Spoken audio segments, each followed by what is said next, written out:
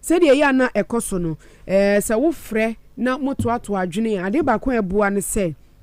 eboa ma asumdue timi koso afei obi anso nya ne ho ntiase obuo nso no ekoso na afei obi anya ne nyonko mu gidie se o asem ya be mi fra asem esikra na mene ne kasa enu mom na ebetimi aboa sen se obeye wadwin se wodi awuti etua chinchin atwan ba bia mi gina na mi gina bi sen mampanyin de sanse mi tu dwa na o kire mi sen pempe no etuate ne sa ne ma no wo mo ye no ya na de o how bro ma mu ni nyina yesika sam wo mo adwumadi a wodi ebre kro na mu no wo mo nya so mfaso no obehwe na afedi wo mo nya kra enti akoba ne sa na de o how na ba be ya won to so ade bi eda ho no mu na mom seka yesi nkonya to adwene a enu mom ene ya na eye investors sought to invest in SNIS holdings. All of us need to be measured when it comes to making decisions and pronouncements that would affect the long-term interests of pensioners. Ladies and gentlemen, over the past 7 years, government has consistently engaged in dialogue with trade unions to resolve industrial disputes amicably. This has fostered a stable industrial environment necessary for the implementation of government policies and programs, which in turn attract investment and boost economic growth. Mampenyina na do dan kwakufu ado nsam odi tu dwa wa bra na wa kwakohia TC fo ni bi no ena yenemu achi. Na omen adwumakuo internal audit agency no ena omo kasai se ohwemu a saa adwuma no omo ye no sabi nye sabi omo de taatai obi a na omo de fefi obi nsemu da bi ya na eboa adwumakuo no ne wo mo ye saa adwuma ni nyina munya mo honte ase na yaye sampa we na wasem ye moye ne pepepe ahachia e ochina munye ni sei na atene eno ntine ye omo ye ne saa no emom no kwankyerefo pen na oda internal audit agency no ano Dr. Rikodro sign and wo kasa se omo adwuma no nso duru mre bi a ya omo ntumi nyema ne nso eni no akade no swa na afa enipa no anso kro ebeboa ye adwuma no ebi ni ho afidi ere to sreso badwembe laptop yi adwuma efo dodo no a eni bi omo de be ye adwuma eba ne sa na ama adwuma no akyekere won so dodo eno ntina ya na duru bibi nso adwuma no omo ntumi enye entuase ekra ma obi a hunu se adwuma omo hyase na nso aha ena omo de akowie na okasai chirechire mu kwa achiri yentie said the Director General or Internal Audit Agency ho Dr. Rikodro sign kasai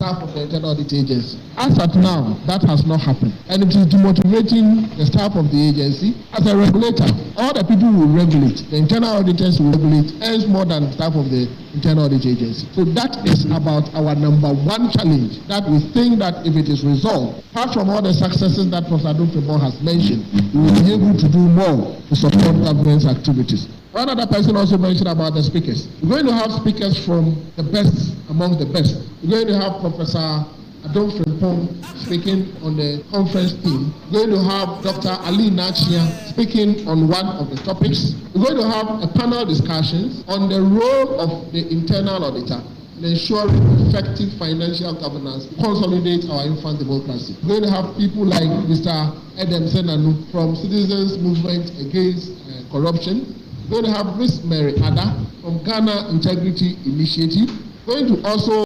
have Mami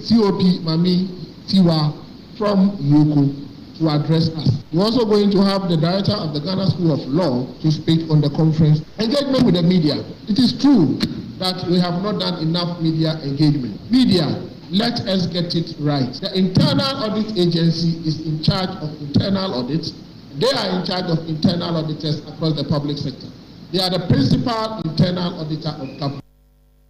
We kwankyerefo pen oda Internal Audit Agency no ano Dr. Rikodro sign ti kasawie na omoba asom badwa no so titina ni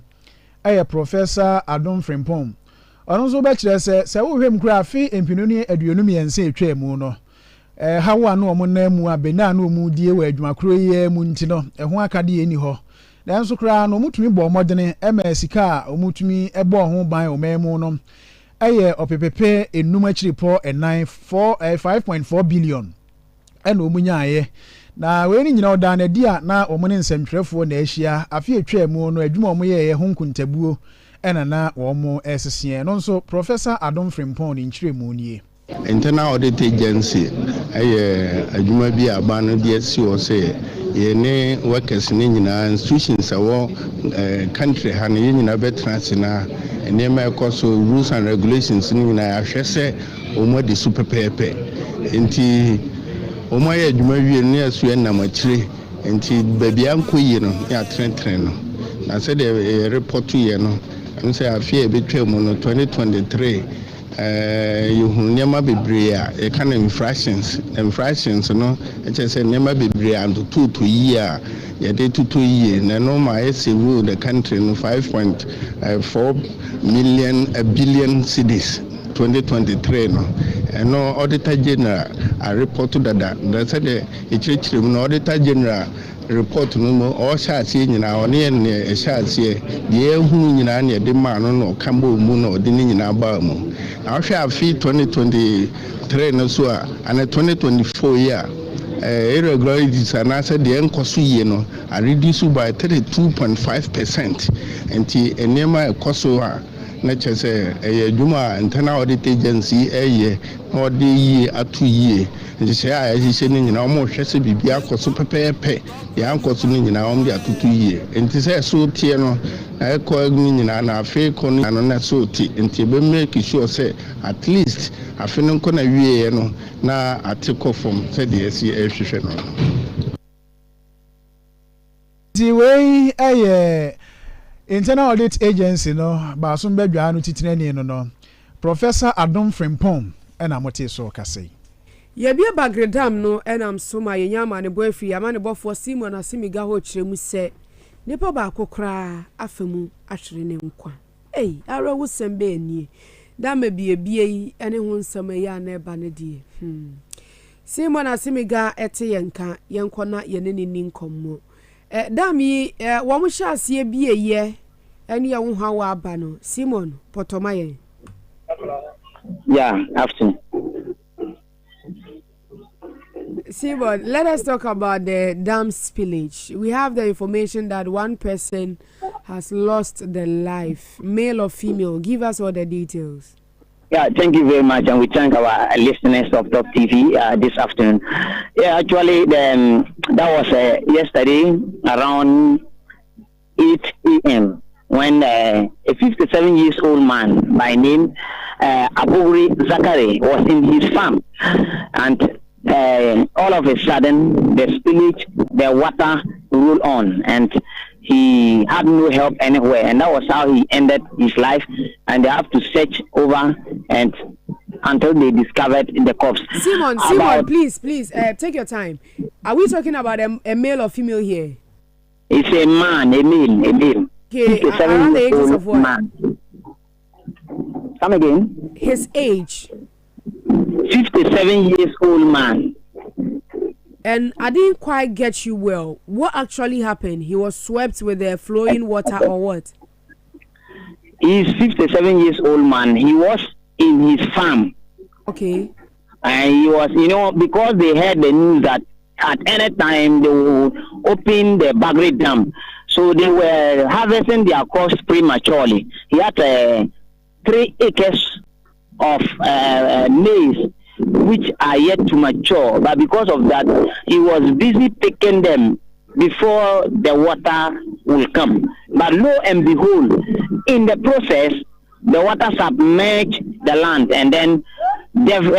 fortunately he didn't get help anywhere because he was with some little children, and because they saw the water coming, they were able to run faster and go to the upstairs, but their father couldn't run as quick as enough, and it ended up losing his life.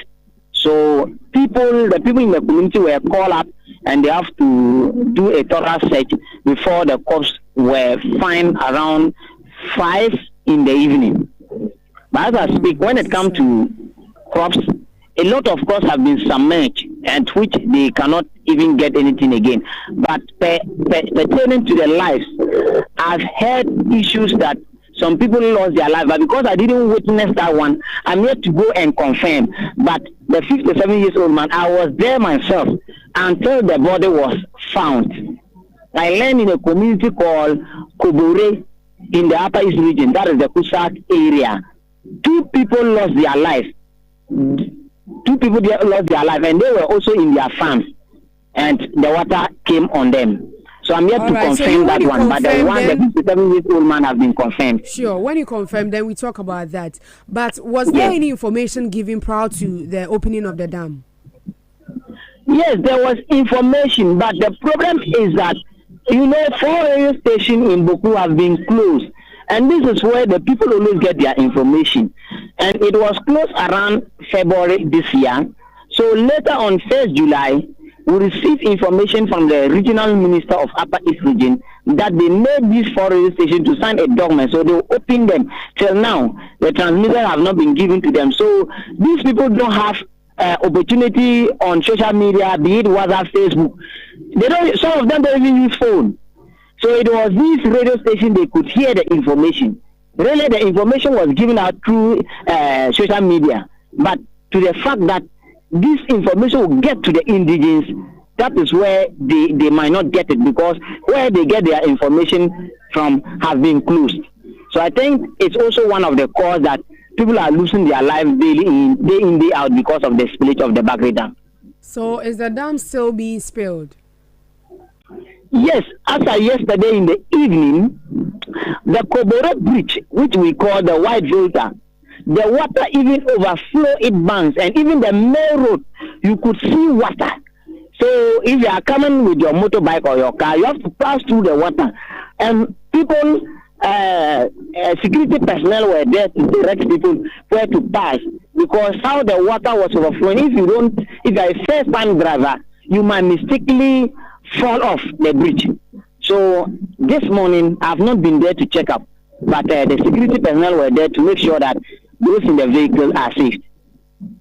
In the Boku community, do we have information centers or do we have information centers, or let's say let me come to the local level like Gongon Beaters or something, or some information center that can pass such critical information?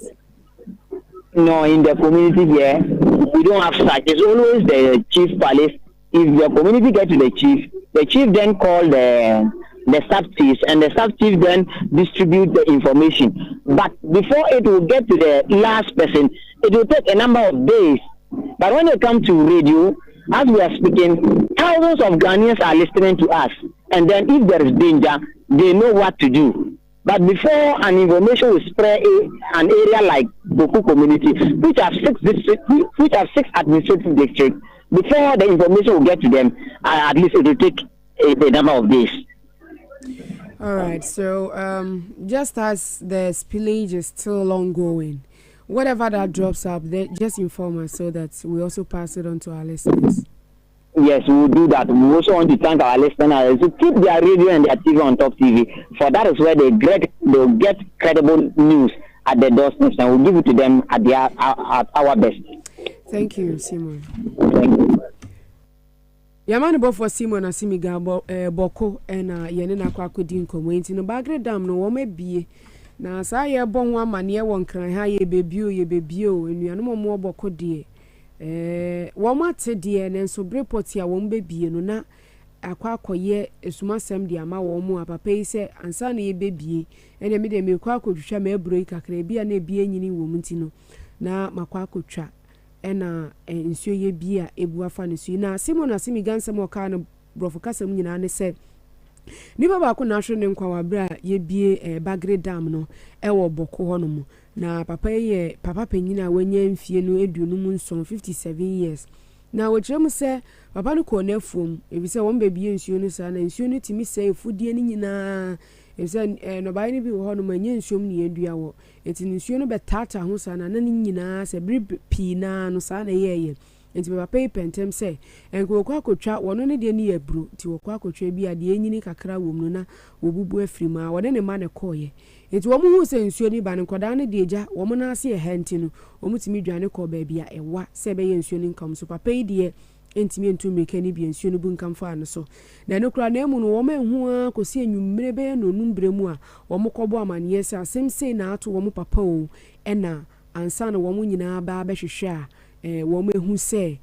papa no sa na asem esi ni enti no papa no de waye nyamedia na simo kyerem se watete bi de ne nso no esansa akwa ya atesem ti ne empese ye bɛka ho asem na otimi kokohu na no kura na no so no yabom amaniye na mebisa ne se kwan a ya na yebode se de yenua no mu amutie o top radio see na mo ate se bagida mi ye bi enti se nko ho no mo behwe ne ho so no ya na ho ne te se o se radio station 9 na wo boko na so ma tutu ni nyina mu February ye etwemu yi wo manya amane bo se ye bebi nso wo mu miye ye enkrofo bebre na nso no ya na ho no na ya na wo mo te wo mu nsam firi enti akoba ne se ya tutum sa na dodo na ante sa asem besi ahimfi a ebedi nafuwa binum ansa na kwakodru de owo kura na se baabi akwakodu ne nkyɛn na wanya ho ntie mposa ampa sa ye bebie bagre dam na na bebi ntie binum ho no ma wo mo nte oso mu ni information center wo ho ana bibia wo betimi ataje senka radio station si na chese nam so amasa oye ne ya bai nti sa brede me bisa no sinsuo no wo mguso ebie ne kakra ne sa ma akwan ahodo mpo aka afa so titu white voter ne sei no samso eda so no chese nsuo no ebu nkama fa so kra ma aposifo ne abambofo ne jeje no mo cha driver fo nse fa ha na wankwa nkote anto nsuo no saa na ekoso ho no me yare wo sema simon asimiga eri asumye wawe brofo pa wa ya die wawe brofo na unse eye adwada no na ye ne apa east not bo panyini bi wo ho kasa okay ensuo no omo bie bagre dam no adwada no na omo bie a osi ebeteki 72 hours na ansa na traga na hye so awure mu boko na wo munya nsem no na ansa na nsuo no beduru Ghana no o maka a kire kuafo no se wo mam na awotwe obia mfanyini ne mfiri ho momo se nsuo no de nansa na beduru Ghana o na mam na awotwe se efiri adwada no kopim kwasi ada mo mfanyi wo mfudie ni nyina mfiri o na nsuo na ameyiri amfa entina me kra mbisa ne se ade ebedi nansa na eduru Ghana ha na wo ma obi na awotwe no ensuo no se nya duru mu Ghana hye so a muni mu mirika etuo ya ne mirika dodo a ede beduru baabi obi mfudie wo na awotwe ne beduru na bia wo ntwa ya na ne nyina asai o se wo mo aye sensitization o ma bodawura che timetable ne da ho afi bia mu ni mbra bagrefo no ebie enti no so na belfo ni bie wo mu bie no wo mo abodawura ansa na bre ni duru so okay ana me se mabodawura enipa ntete low land areas a ebia nsuo no ebekwa akotwia form so wo mu nyina tete bepo so kakra na wo mu nyina tete ansa na wo ka wo mu tete bepo so kakra na wo mu ewo ase no kro maka kire wo so wo mu nyina relocate wo mu ntu enkopa bepo so kakra ntena ana ne ebisa ne se enti no ensuo ne dodo no nso mu bie no when yan streams white voter na ebefem no ene omu wo river bi a friend Pisiliga river eno fa boko efa Pusiga no Busa north ne south ho no eni se ensuo no ye hwe esumna na ene ensuo no volume no mu bie no a dodo sen na sa ensumna no betumi a contain a emu mfaso oso so na belfo na e wo Burkina nso mebie no nkakra edinya de bebebu hwe se obi ewa afuo mu a wo twa ne mfodie no ohun se ya ma na kwasi ada ohun se eba owa afuo mu otwa mfodie o ena nsuo no bububa ena se de abayi a etimi yiri papa 57 years na esa no odin maami ya na esa no esu e befa panyini nya nsu ketwa na esa no anu odin de mremma so ani edin na eba o ma bie ni bum ena eba na we de we tena memu ya de we tena sana fuwa miensa na mumuni mpo sana fuwa miensa na eba de nko bia nkofum enti mo sensitization kura mo beye no mo beye akwa akosi na wotwe a enka na fuwa miensa ne be sha ase ti sana tie mo ye ma mo na wotwe mienu kura ebeduru so ansa na ebia ya bie nsuo no o ya ma mo bra mo ntwa mo mfudie no nkosi ebre sei na nka mahwa mo twani nyina mo amahwe ama mo twani nyina na nka na wotwe mienu ntam de obia nkomura mu ho enti so mo bie na eba eno ansa eba mo tetete ho sa ama abekum obi say yenim de be sense ya chire sa afa na eba na afo e sane ba obetiana eno so akwaye nsem bebre Dr. Alhaji Mahmoud Baumia also obehia nsem trefo kwasi adan na nanu ade omukọ sekunde takurade na wo mo manifesto omukọ pa ho ntuma dan na die kire omamma no emu nsem anu anka se wo sensem trefo otumi bisa wo mo nsem am saying my nsem training ntumi ni mampanyini afa nsem trefo ni eme bisa mo me de me mo me bisa mo we enti wo mo se eme bisa ne nsem na manifesto no de ati ye bia no ya ekire ya adwene ye bisa no na ono nso nkyirem se de be ya ne nto abone ne de odi ato abontin nyina obi abetena se enti panyina oto enkra every Dr. Baumia tena ye Miracles Denis Abuaje ana ode krata ya ba o kire se manifesto no a se be ya mamfo no beti ase enti na omo yensentwefo enhie muyi na yekoko bisa no de be share manifesto ni mu ana se den 260 pages o de baka ko kan ana se de bi se de o kama o teye no de wonti ase na akobisa no ho asem na yesa wo na wo de asem bisa shama no na maba de ono de ama e na de mimi hia de minim de metiefo aka che me kura na ni manifesto ni enti eno ni mu a wutumi bisa no ena enti na mbiga mi bisa e beka ko si hia eni en ko share manifesto ni mu manifesto ni mu kura wo mu ana ahye bo se we ni edi be yeju na de eni mu no eno no mo de be maame ya manifesto no kura no ahwa omo bay omo kwaye bibi o ha enko eni manifesto mu amanyofo no omutumi ya ade na eni o manifesto Abuzafo yanko malamata na malata na eya ne yeta aka no obi ate ase nke ye malam ata na ye ne malata fo akodi nkomo ama wo makasa sa wo fa malata nim hodom sa na gata se wo ne ye nketenketen pa ni nyina nso asisi bola emrura anua ene nsuo kakra bi nsuo no kura no bi wo anya nsuo ni ama ne nemu no nya asem ketwa na wey na ye ne amanfo nkokodi nkomo ni bisam se ade ye koso wa heidi se enye fan de na monka senso betimi ayede afa ho na amanfo no bi nyantobo ase ne ye kasai na omukirem se ade ba ko malata fo ta ye pa ni clean up exercise and is operation clean your frontage ba ye national sanitation day ba ye wo mu de omu be gym ade gata simu kure mususa enti odi so wi ba ko fa mu anu atete na omu titi wi a ya no wo mu de gu enchenwo nti gata ne enchenwo na omudi egu na womudi gu a ya no womu hwe ni mu se enka na ka bi di omechi na nka asesa assembly for no ye besesa obo se dakoro emienu miensa na fuwa nnan na gugu wonu ma enframa bo kakra na asen wi mu nyina akwa akogu gata ni mu ensuo to kakra na ahoro akwa akogum ededa wo bi na antikura timiti aso na se ebi akwa na ni nyina asa akwa kogu gates ni mu ama na sisi afede nsuo no to anya ba ebe mfa na efa kwan na ngasa so ebi no so kyeremu se efi na nya ni nyina na malatafo ni yo ebi so fi soro ho enti ya ba na bedu omo ho no sa na choki na afede de ohawa bre omo enti ama unnam omo kwan no gates ni ho a enkaboni a eba no enya sem keto wo mu nyina no eha wo mo pa yenti wo mu nsem ni top radio back score ya jie bola ne frisro na abeka o to dan so mo yi gota ne so mo ntimi mesesa ne ntem nso no to a ne ese ahwie ma hanu nyina ye basa usisi kra so na asade be chen beba na asan bola kai yo fon sibu a amachi no muja yo wie no oji fene se bola eni omo pampers nko la say dem be for na mo ya de ka first dem na ha nya ba na say omo be hwe no ma be yi data nim na o mama nko fa sisa ba ya na ye problem ne say top ha e fini fi top ha na be tire because dey be omo be yi ha fa fini fi top one Newton top one mo ne e ba omo di soguma na e ba sa na be tire eno ne ye problem I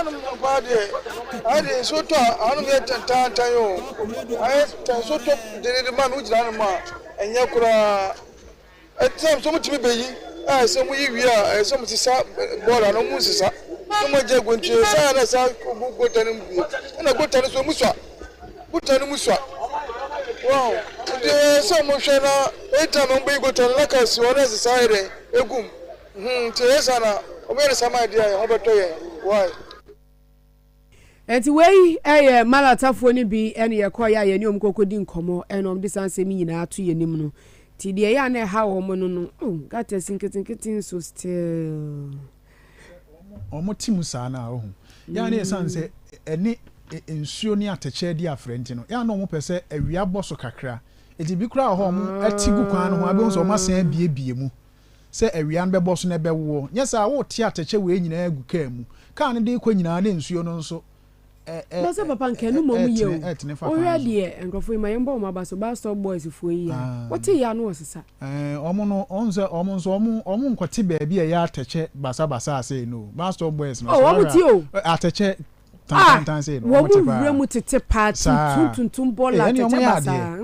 ba bia ya me te hu de ya na ehwefu no omo dodo na bia amian bia kugum na tan say no tan omo wure ba kokura me we omo ka say wura gata nimu omo ye ya na ma sasa de ko no omo room na no say kwamenya ne do me ho omo ayi gota nimu agugugu kwan nimu saa ena say me ba madwena nkoso se mehwe egu ho che kakra na omo biebie mu pese wo na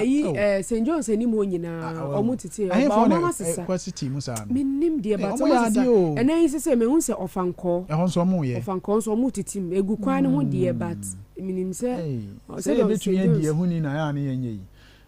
yanso eno no bottle water no maami ya ye adekire we no da bia me ka se yenhwe ne yensuo ensuo no entoa mu ne rubber mu de no se wonnom sachet water yi a owie a enche ho bi na esa ahoma bisa ho no maami ya ye ko yenkyere o ma de kakra bi e brem announcement sisi a wote ho no a no abobbo ade no na wode akyekyere eno ntina ya na ese bottle bi danchen no sachet water no bottle bi na danchen no ya ahoma wotitire na no wa wine say na ayetia etu wobobbo na afi wode akyekyere no abọ ne po na ayeketoa ne da ho ena bottle entwan say no utu ne tini free so a no wamia kofom ansa na adi ne tini abua so say boa yen na we mu ne ma basabasa say eba ne sa enye maame ya abo achi ewie Elzafo ya da se samufo ye Kasiebo afo production team ni solid David Ajekum Pearl Rahel Omada Roma ena Kasiebo ye de somu akinkan fo ye mienu medi maame ya abo achi mene papa enfibo esiako where others can see